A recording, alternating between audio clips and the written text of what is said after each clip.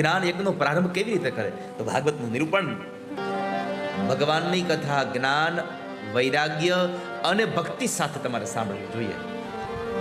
જ્યાં સુધી ભક્તિ તમારા અંદરમાં હૃદયમાં ન પ્રગટે ત્યાં સુધી જ્ઞાન ને વૈરાગ્ય ન લાગે. જ્ઞાન અને વૈરાગ્યને લાવવા માટે ભક્તિ જરૂરી છે, ભક્તિને ટકાવવા માટે જ્ઞાન ને વૈરાગ્યની જરૂર છે. અને જેના જીવનમાં ભક્તિ, જ્ઞાન અને વૈરાગ્ય હોય એના જીવનમાં ભગવાન આવે ને આવે, એમાં સંશય નહીં.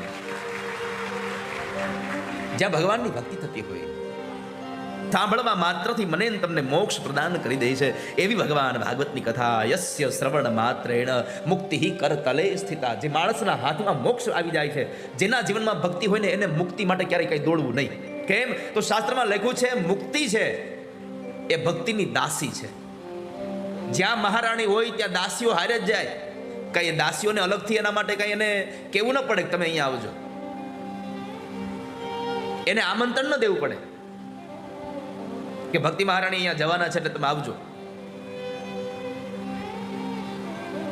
આ સંસારમાં જ્યાં ભક્તિ છે ત્યાં આગળ, જે જગ્યાએ જ્ઞાન વૈરાગ્ય છે ત્યાં આગળ માણસની મુક્તિ આવીને પહોંચી જાય છે. યસ્ય શ્રવણ માત્રેણ મુક્તિ કરતલે સ્થિતા. તમારામાં બધામાં ભક્તિ હતી એટલે આ મુક્તિની ટ્રેન અહીંયા આવી બેહી જાજો. મુક્તિ પ્રદાન કરી શકે એવો ગ્રંથ છે આ ભાગવત. માટે તમે આ ગ્રંથને સાંભળજો. જેને જેને ભગવાનની કથા નથી સાંભળી તેનો અવતાર એળે ગયો છે.